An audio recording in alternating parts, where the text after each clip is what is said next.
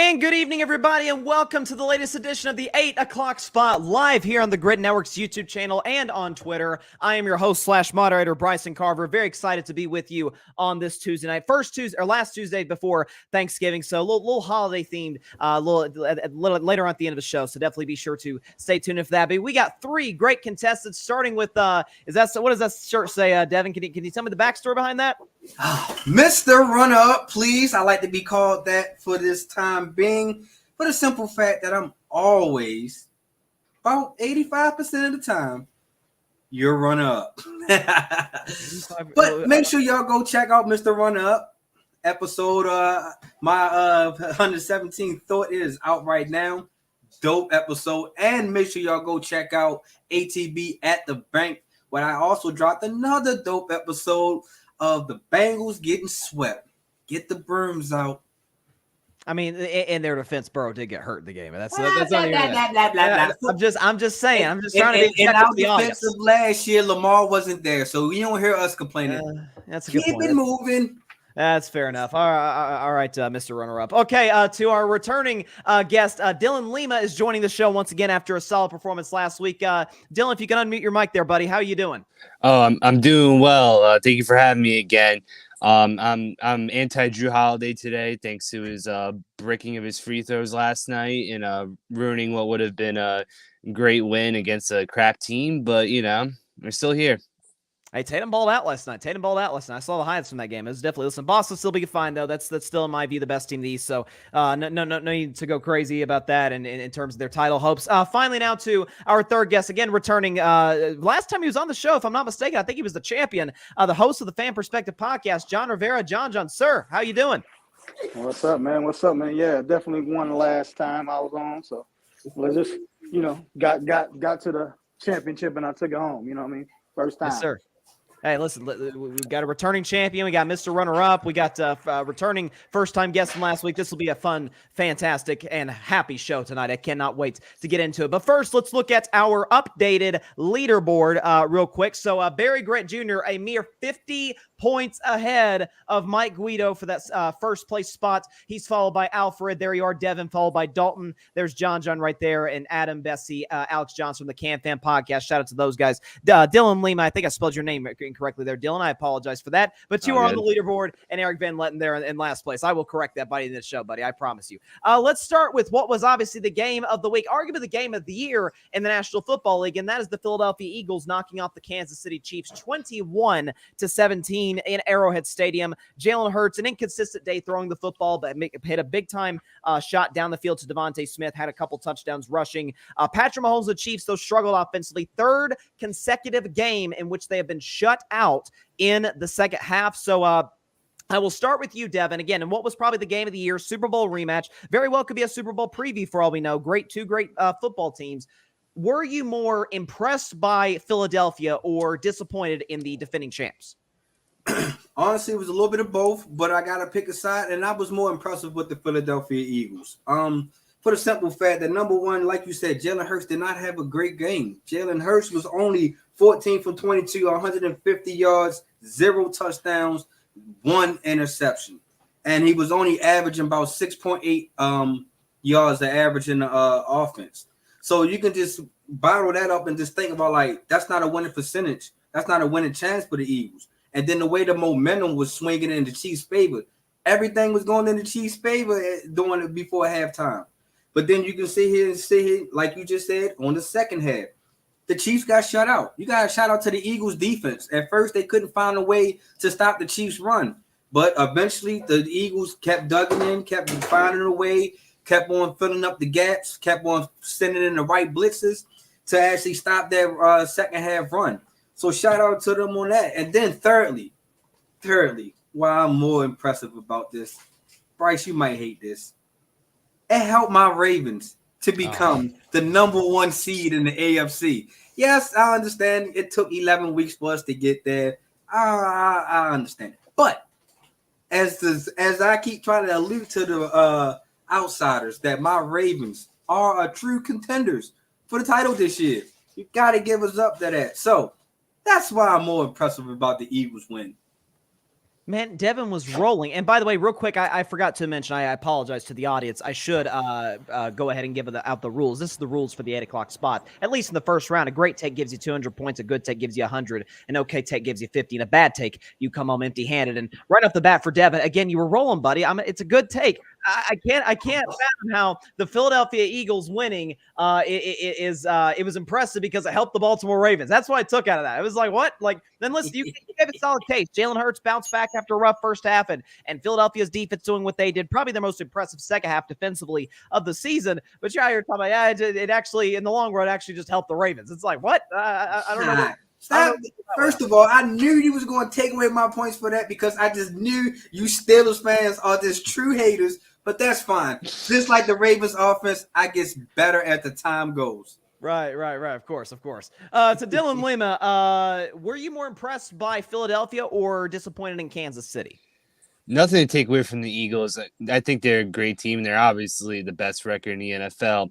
But I'm more disappointed in the Chiefs. And the reason why I am is, quite frankly, that Valdez-Scantling drop at the end of the game was unforgivable. That could have iced the game right then and there if he caught that in stride. And also with the Eagles, Jalen Hurts, he's a baller, don't get me wrong, but I am sick of the tush push, man. I know it's not like 100% success rate. It seems like with the Eagles, because every damn time they do it, they just somehow do it. What happened to the good old-fashioned QB sneak, man? It's just simple and easy, but now you need extra players to help push you from behind. I could have sworn there was some kind of rule where you can't have your own players like grab and like shove your own player. But again, I guess rules are, optional when it comes to the refs. And the Chiefs defense, they did everything they can do. And Mahomes, he did great himself. He threw to like 10 different receivers, it seemed like, and still just barely came short. He's doing everything he can.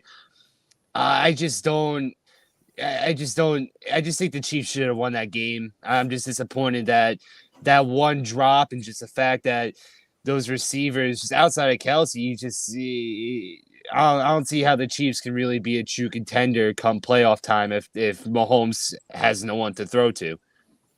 That's interesting. That's really interesting a take there because the fact of the matter is I would push back and say Kelsey is just as much to blame as the receivers because remember he had the red zone fumble which took away points. But then again, Patrick Mahomes also had the red zone turnover early in the first half where he threw the end zone interception to Kevin Byner. So this was in many ways, and this is a take a credit away from Philly because as you mentioned, Dylan, they are a great team. But Kansas City did shoot themselves in the foot a lot in this game, whether it be with turnovers, penalties. They had to drive in the second half that stalled. Like it was not a great evening for that offense. Good take by you, Dylan. I'm going to give you the 100 points here. Pretty good take. Again, I think the problem with Kansas City is it's clearly not separating. It's not being able to, they just can't get open from Mahomes. They're getting open. They're just not hauling him in, be it Valdez-Scantling, be it Justin Watson. Travis Kelce's fumbling. Mahomes is throwing interceptions. But it's the Chiefs' offense has seen better days, but I don't know if I totally agree with you that they're not contenders because that defense is going to keep them in virtually every game that they're in. We got to give them some love, no doubt about it. But one thing, though, Bryce, just before you go to John, the Chiefs has been dropping passes all year. This is not the first time or the first game that, the drop passes have finally crept up to them. So that's why I really wasn't, disappointed because that's what's been haunting the Chiefs, really. That's fair. I think they actually are leading the league in drops. So that's a great point, and that's something they have struggled with. And last night you can make the excuse, hey, maybe the lights are in their eyes, maybe it's obviously it was raining far more than I guess anybody would have liked. But yeah, that's a fair point. Real quick before I even get to you, John, we got a comment from an 8 o'clock spot participant, the co-founder of the Gryd Network, Mike Guido says bonus points for Dylan for the misspelling of his name. True negligence from the host. Listen, I'm not going to give Dylan points for my own mistake. Points. If I were a contestant, and maybe when I'm a contestant someday in the future, I don't know. I'll take away 100 points for myself. Okay. But again, my apologies, Dylan. And just so we can prove that I went ahead and fixed that area. There you are back at the leaderboard and your name is spelled correctly. So I fix that little area. So I apologize, man. To John Rivera though, more disappointed in Kansas City or more impressed by Philadelphia? Your mic's muted. There you are. Yeah, no, I'm good now. Yeah. Well, first 2 points, the Jets are second on drop passes. Just wanted to say that. And Mr. Runner-Up, Baltimore. So they do something, they are going to be runners-up, man. I like them. Like I said, the week that I won, I had them as the front runner. But, yeah, they are runners-up. But I think I was more impressed into the Eagles because they were down at halftime. The Chiefs do what they do. You know what I'm saying? They take the league. And King, wait 1 second, please. Yeah, we root for the Jets. My son says he's a Jets fan. But yeah. So I was more impressed with, like I said, the Eagles, because they had to come back in the rain in Arrowhead. The passing game, like, come on, like probably MVP top 5 candidate was A.J. Brown, and he didn't do nothing. Yeah, one catch for 8 yards. So, I was more impressed in Philly. We know they had the defense. They made adjustments. They stayed in the game. Like I said, they gave the ball to Swift in the rain, and they did what they did. They came back and they won. They held themselves. In Kansas City, like they said, like y'all been saying, Kansas City been dropping balls all year. So that's something that might hold them in the playoffs, but might not. Who knows? Because last year it was kind of the same thing. So I'm not really too worried about Kansas City. But I was more impressed, like I said, with Philly making adjustments and not, like I said, they could have went down more, you know what I mean, in certain aspects, you know what I mean, like I said, in Arrowhead, in the rain. But they kept it up. They had they was down, 10 at halftime, and they came back and didn't score. Then they let Kansas City score in the second half. So I'm more impressed, like I said, in Philly, game plan-wise. Like I said, A.J. didn't do nothing. The passing game pretty much didn't do anything. And they kept the linemen was blocking, and, Swift was doing his thing, the real Swift, not, the other Taylor. There was a Swift who made an impact in that game, no question about it. Shout out to DeAndre Swift and all the Swifties out there. Don't get mad at us tonight. You make an interesting point though about Kansas or about Philadelphia in the sense that not much went their way. Like it's easy to be a great team when you're facing a lesser opponent. Maybe you're at home and all that. We've limited that, by the way, about Dallas, about Miami, and at times about Detroit. But for Philly to go into, you mentioned hostile environment. It's raining. AJ Brown not involved. By the way, it mentioned the fact that throughout the majority of that game, if you watched, Kansas City's defensive line was dominating Philadelphia's offensive line. Chris Jones was having a monster afternoon or monster evening in that game. So, all things considered, I agree with all your points, John. So I'm going to give you a great take. So John Rivera is in the lead coming out of round 1, and Devin Nettles and Dylan Lima are in second, tied with 100 points. Let's look at the comments here real quick. Let's see, Guido. It's a good thing Guido's not on the show tonight. He says also the Warriors stink. Well, Mike, your Cavs aren't much better. Okay, I know you swept us, but who cares? It's November basketball. Only thing that matters is the season tournament. But the Warriors, we all know, everybody here knows the Warriors are going to win the championship when it's all said and done. That we'll save that for future discussion. We'll save that for future discussions on the 8 o'clock spot. Here's one I know Devin and everybody else here, including myself, is going to be very interested in. So I got a celebration. I got a reason to be happy today. A lot of reasons, but Matt Canada's been fired out of Pittsburgh. I am overjoyed today. I am as happy a Steelers fan as there is right now. Matt Canada has finally, thank you, merciful God, been fired as the offensive coordinator by the Steelers. Pittsburgh offensively ranked bottom 10 in virtually every category, whether it's points, yards, rushing, passing. It's just been a bad season offensively, just like it's been really since this man took over this offensive football team. Kenny Pickett, though, has struggled. Kenny only 5 touchdown passes on the season. I saw this stat, since October 1st, I think it was, he has 2 touchdown passes. That's as many as Anthony Richardson, who has been out for the last month and a half. So not a great offensive stretch for the Pittsburgh Steelers, but I'll go and put this on my shoulders, this terrible towel, because I'm a very happy Steelers fan today with this firing. Listen, real quick, just before you guys go, I think I should just go ahead and say this. Kenny Pickett, I have some faith in you. I have some belief in you. Okay, but the excuses are out the window now. The albatross around your neck is gone. What you going to do about it? We shall see. But I'll start with you, Dylan. Who do you think is more responsible for the Steelers' offensive woes? Is it the now former offensive coordinator Matt Canada, or is it the quarterback Kenny Pickett?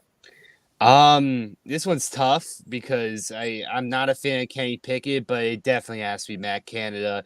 The Steelers' offense has been uninspiring since he's been offense coordinator, and it's honestly quite impressive how competitive the Steelers are despite their offensive woes since he has been the coordinator.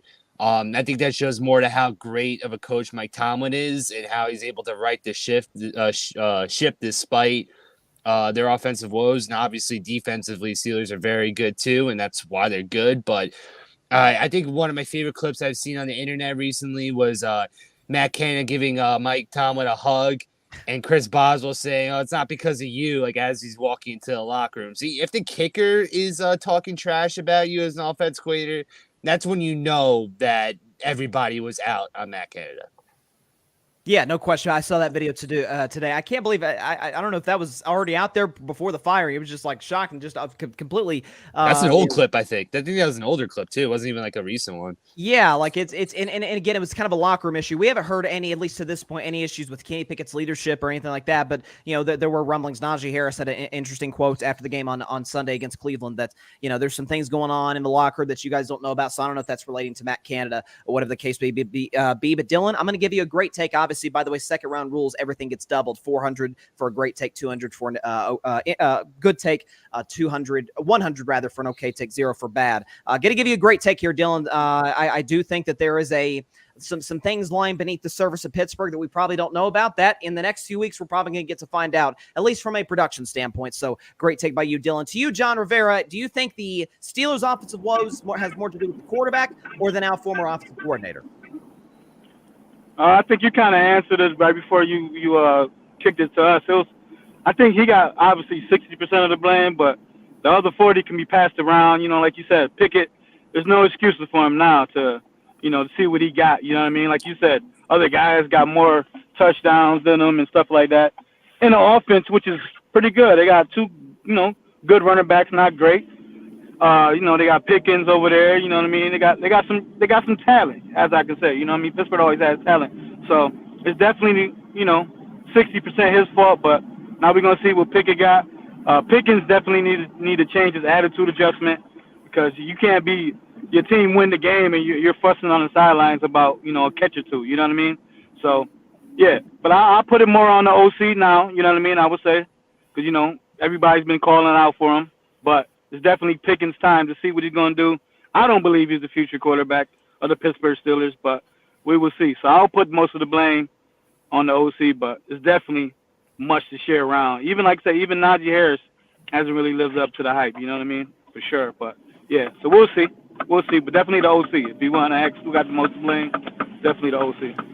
Yeah, and as cautiously optimistic, and I know that some other Steelers fans are more pessimistic on Kenny. I completely understand that. We haven't seen any pop from him as we've seen from some other young quarterbacks. Think about what C.J. Stroud's doing in Houston right now. We haven't seen anything close to that from Pickett, but it is hard in the players' defense and Kenny and everybody's defense. It is hard to execute. When you're put in an offensive system that isn't terribly creative, it's very predictable. Not something that's difficult for other defensive coordinators to game plan for. So John Rivera, that's back-to-back great takes by you, my man. John Rivera in first place. Once again, a great take here in this segment. I'll move on now to the Ravens fan, and let me pose the question like this, Mr. Runner-Up. Let me pose it like this, okay?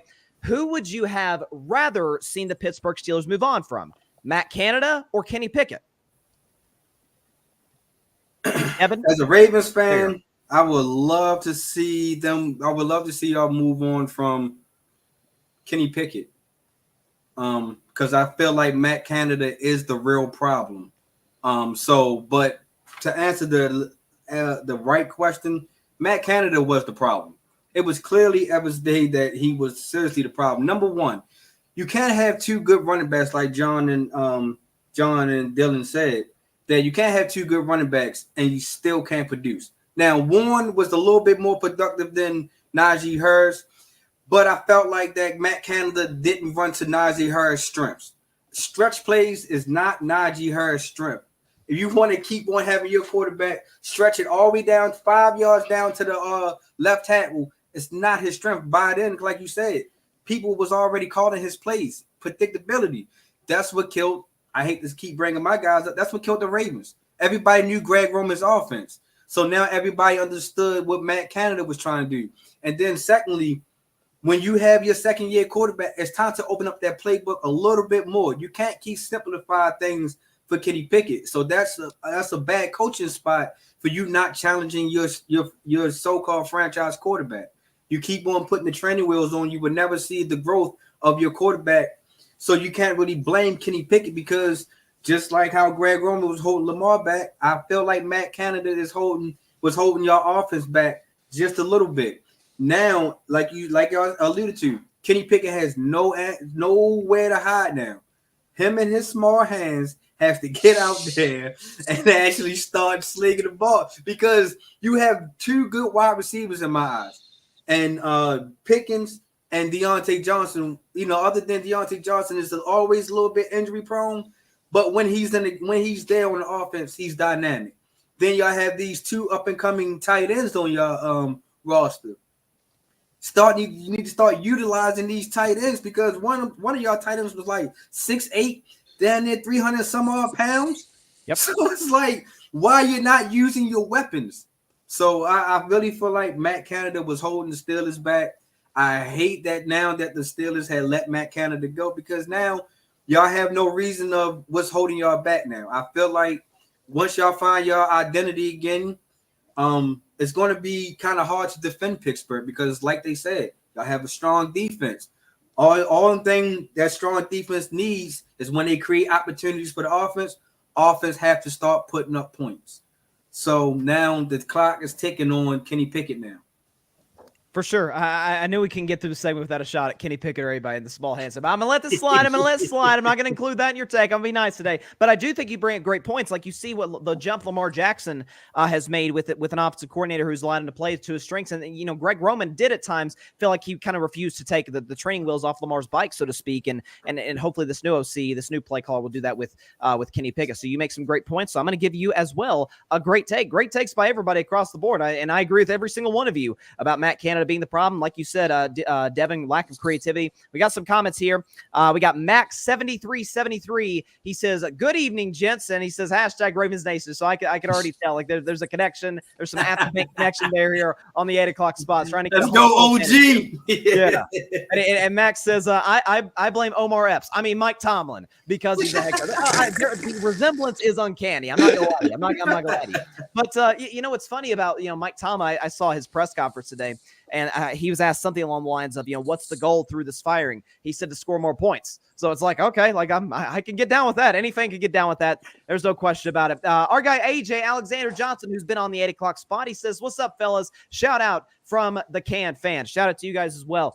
The Can fan going to be in Dallas for Thanksgiving, so should be some fun content coming from those guys. Let's move on to our third round rules. Again, as always, everything gets doubled. A great take gives you 800 points. A good take gives you 400. An okay take gives you 200. And a bad take, you come home empty-handed, 0 points. Let's move on to the San Francisco 49ers, who, you wouldn't have known they lost 3 straight games at some point because Brock Purdy and this offense are absolutely rolling right now. Brock Purdy against the Tampa Bay Buccaneers, 21-25, 333, 3 tutties, and had a perfect, you heard that right, ladies and gentlemen, a perfect passer rating, the first 49er quarterback to do that since 1989. This Niners offense is rolling. Brock Purdy's first in a lot of categories to talk about passer rating, QBR, the whole bit, yards per attempt. So I'll ask you first, John. Do you think Brock Purdy should be considered in the MVP discussion? If not, dare I say the front runner?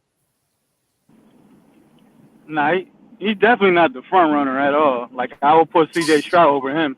C.J. Stroud playing with way less talent. You know what I'm saying? So I would definitely put C.J. Stroud over him when we talk about MVP. I mean, what you got, 4 or 5 slots to be considered MVP, right? It's like 4 or 5 people. Yeah. So if you want to put him like 5, maybe, I'll put him at 5. Listen, San Francisco 49ers, top to bottom, is probably one of the top 2-3 teams in the league from every position on the field. Like, come on now. Like, you're playing with a lot of talent. You seen what porn star Jimmy was doing with that offense. You seen what Alex Smith was doing with that offense. So, you know what I mean? Like, it's cool. Like, he's doing his thing. I give him his props. He's definitely doing his thing. But is leading the – nah, he's not leading the race. Lamar Jackson is there. Dak got good numbers. So, he's definitely – I'll put him at 4 or 5. Like I said, I got C.J., Dak, Lamar over him, and maybe even A.J. Brown. But, yeah, he's in the discussion. But, nah, as far as that, nah, he's not the front runner. That's fair.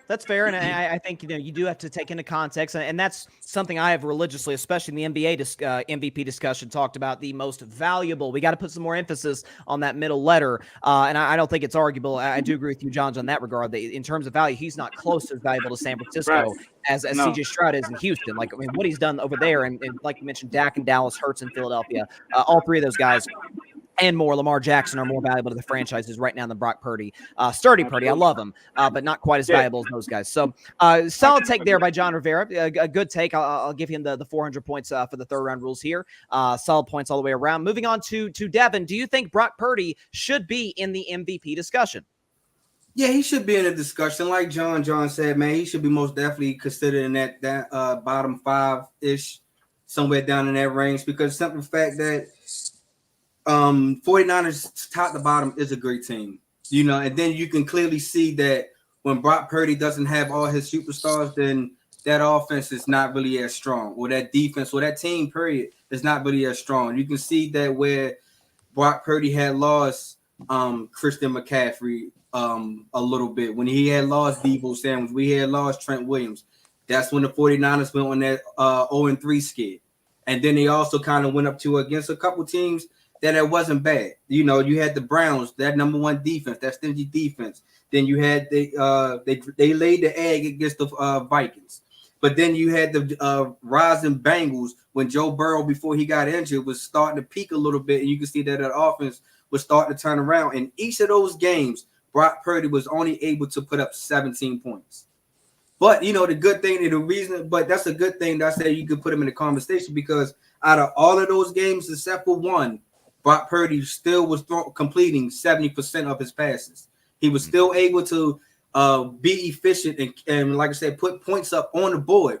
It was just that when you're not full of that strength, you don't have the next guys behind you, to support you, the supporting cast, then it's going to be a little bit difficult. We've seen a lot of teams, once you start losing your stars, things start to get ugly a little bit. But in my opinion, I feel like that valuable player, he's like you say, he's not the most valuable person on that team because, like I said, once you start stripping away his supporting cast, then you can kind of see that Brock Purdy is just a good quarterback. I'm not going to say he's an average quarterback. He's a good quarterback.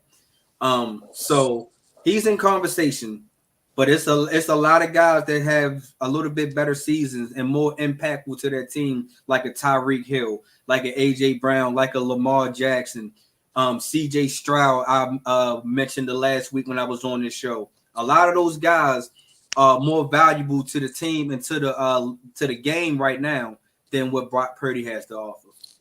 Yeah, no, listen, he's playing well, and that's one thing I've said in defense of Purdy. People, always say like, oh, he's got to have all the pieces around him. Well, my argument has always been when the pieces are around him, he's great, and when the pieces are around him, I think this team can compete for and win the Super Bowl. And that's more you could say about a lot of guys. We've seen guys in ideal situations. It just doesn't work out because maybe they don't have the tools, or maybe it's coaching, whatever the case may be. It feels like everything just is kind of in sync in San Francisco. So a good take by Devin. The only thing is I feel like you're a little bit up and down. Like he's good, but he's the MVP discussion. I like him, but I also don't think he's a great quarterback. He might be the MVP discussion, but he's not as valuable as these guys. But good take all the way around by Devin. Finally, to you, Dylan. Does Brock Purdy deserve to be Sturdy Purdy? Does Sturdy Purdy deserve to be in the MVP discussion? So last week when I was on this show, I was talking about how Brock Purdy is a weak link on the 49ers, and quite frankly, my opinion hasn't changed on him. Looking at his stats, he, I'll give it to him. He has a high touchdown to interception ratio. Sure, his QBR is up there, but he's only thrown 275 passes. His passing yards wouldn't even be really top 5 in passing yards. And, honestly, I would give McCaffrey way more of a credit for how well that offense is going than Brock Purdy. We're talking about scrimmage yards. He's getting close to 1,400 scrimmage yards on the year at 14 total touchdowns. I think if McCaffrey gets a 20 total touchdowns on the year, I think he deserves way more of a MVP push than Brock Purdy. But, I understand that the quarterback, it should be called the QVP, the quarterback valuable player, because that's what this award has been for a long time. But I'm going to keep banging on the table. I think Tua deserves way more credit for what the Dolphins are doing than what Brock Purdy's doing with the Niners. Of course, you got Dak. Of course, Jalen Hurts, you can't deny that he has some, he's the leader of that team, so he should have some kind of credit too. But Purdy, he just doesn't have the stats. And I mean, granted, the Niners are always blowing out teams, so Purdy doesn't have to throw the ball often. But if we're going to be looking at a dude that maybe doesn't even throw 500 passes and he has a chance to win MVP, I think the MVP award should get scrapped, quite honestly. That's really interesting. I will say, and I always say this anytime, and obviously you mentioned guys like Tyreek, and I've heard even Myles Garrett pose, like, is Myles Garrett's had a fantastic year for the Cleveland Browns, AJ Brown. Like, the thing I've always defended with the MVP about people saying, oh, it's a quarterback award, that outside, again, Cleveland is really the only organization you could say that, or not say this about, given how great Garrett has been. the quarterback position is infinitely more valuable than whatever second place is, left tackle, wide receiver. So like, I don't even think, like, if we're talking about a stats conversation, that's, if it goes to the guy with the best stats, I mean, we've had guys in years past that probably should have gotten it but didn't. So I see where you're coming from in some respects, Dylan. But yeah, I mean, you even attacked Brock Purdy stats. So okay take. I'll give Dylan okay take on this segment. So we got an interesting final round. Before I get to that, let's get to the comments, and then I'll look at our leaderboard real quick. Let's see. AJ says, love Poverty Barry Grant Jr.'s shirt, and Barry Grant Jr. says Barry Grant Jr. is not on the show, sir.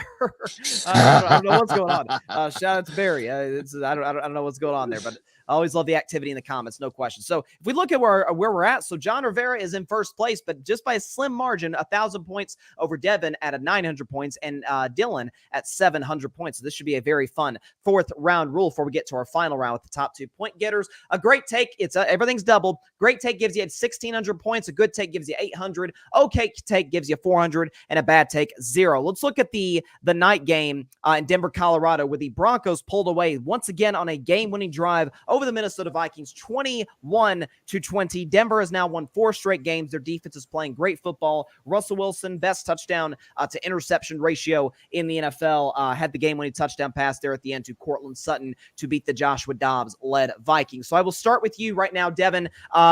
Should we consider the Broncos? Are the Broncos a legitimate playoff threat now? No, I'm not going to say they are a legitimate playoff threat.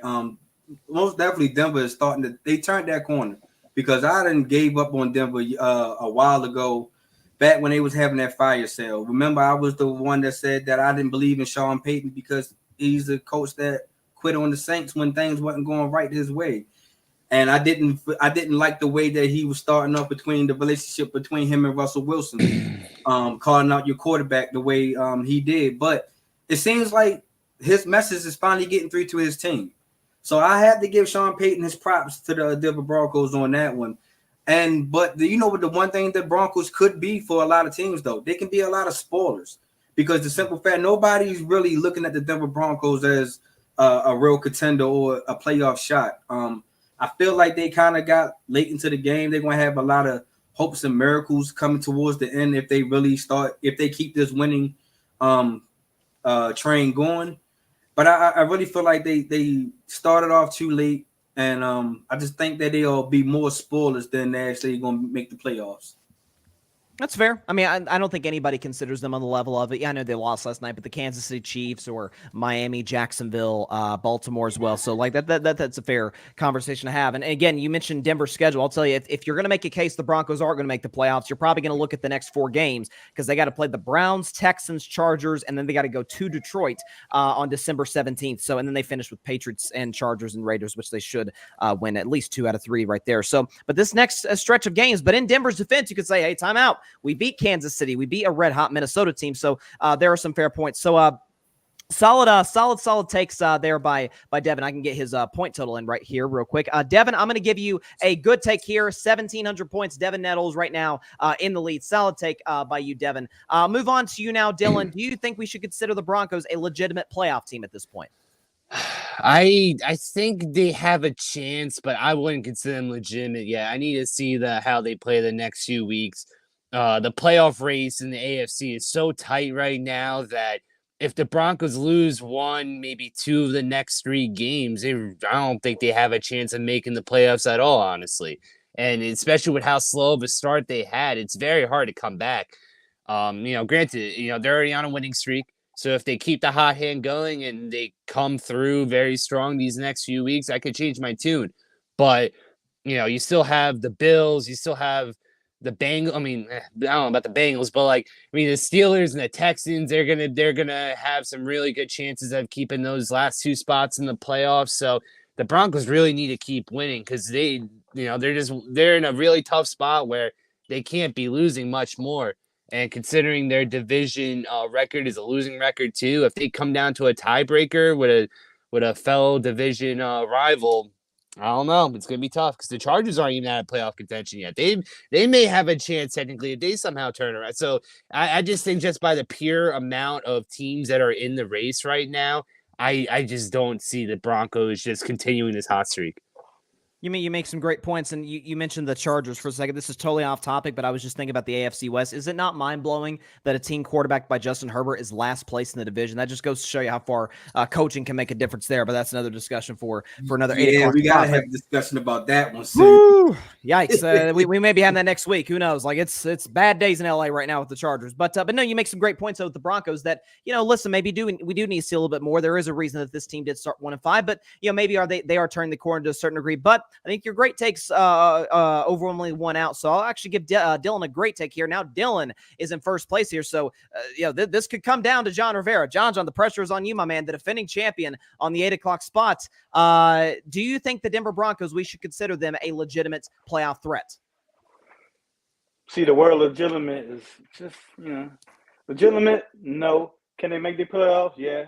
I think they definitely can make the playoffs because you got to think they're coming off a year off of a disappointment. They always had the talent there. They got a receiver. They got the running back. All they kind of figure, the coach. Sean Payton came, ruffled some feathers, changed things. That's what's going to happen with a new coach. You know what I mean? But he came in there. He had to sit down with Russ, get Russ to believe, and now they're hitting that stride. You know what I mean? Since they lost to the Jets, they beat, Kansas City in a tough game. You know what I mean? That's a division rival game. Buffalo, you know what I mean? And they beat Minnesota, like you said, in a close game. So can they make the playoffs? Yes. Legitimate is a big word, but they definitely can make the playoffs. Like I said, I think right now they're playing with house money. They saw all the bulletin boards. They was laughing, and Sean Payton is making stuff about old coaches, and they suck, and we about to trade everybody. This was all about 4 weeks ago where they was having a fire sale and letting go of some veterans. Like, everybody that was non-believers of the team at that time got out of Dodge. And now they turning that corner, man. And like I said, they hitting that stride, man. Mid-season, who knows, man? They definitely can make some noise. That division, Chargers, you don't know what team they're going to get. You're going to face. They can beat the Raiders. They can beat the Raiders. They already got one up on Kansas City. So they definitely can make the playoffs. You know what I mean? Like I said, Buffalo. You don't know what Buffalo. Buffalo's not a great season this year. Cincinnati's, they out of there. You could take Cincinnati out of that. Does Houston fizzle out at the end?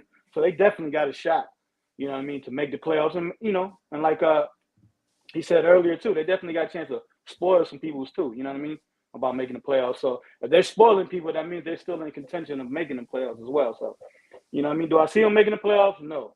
So you said legitimate? No. But can they make the playoffs? Yes.